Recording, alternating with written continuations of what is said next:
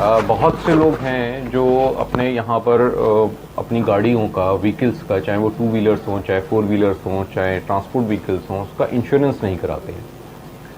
आप भले ही own damage insurance ना कराएं, पर थर्ड पार्टी इंश्योरेंस कराना कंपलसरी है, एक्ट में प्रोवाइडेड है। अगर आपका थर्ड पार्टी इंश्योरेंस नहीं होगा तो पुलिस आपको रोक के आपकी गाड़ी का चालान कर सकती है, आपकी गाड़ी को इवन सीज भी कर सकती है, क्योंकि you are not permitted to drive the vehicle until unless you have a third party insurance। Reason क्या है इसका?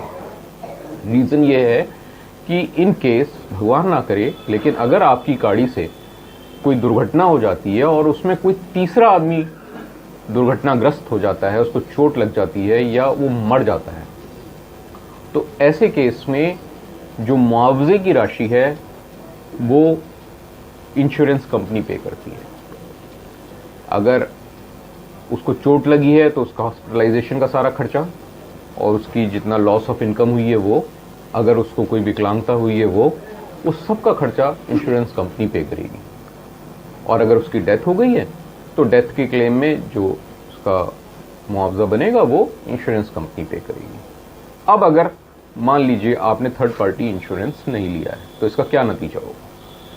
क्लेम तो वो फिर भी फाइल करेगा और वो क्लेम इंश्योरेंस कंपनी देगी नहीं, क्योंकि आपने इंश्योरेंस नहीं करा रखा है, तो वो इंश्योरेंस आपको देना पड़ेगा, वो क्लेम, उसका कंपनसेशन आपको देना पड़ेगा। तो एक थोड़े से रुपयों की बचत के लिए अक्सर हम लोग बहुत बड़ा रिस्क अपने सर पर ले लेते हैं जो हमें नहीं लेना चाहिए।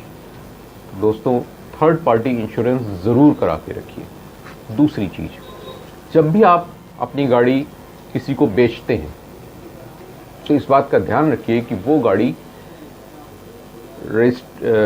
आरटीओ ऑफिस में जाके उस आदमी के नाम में ट्रांसफ़र ज़रूर हो जाए।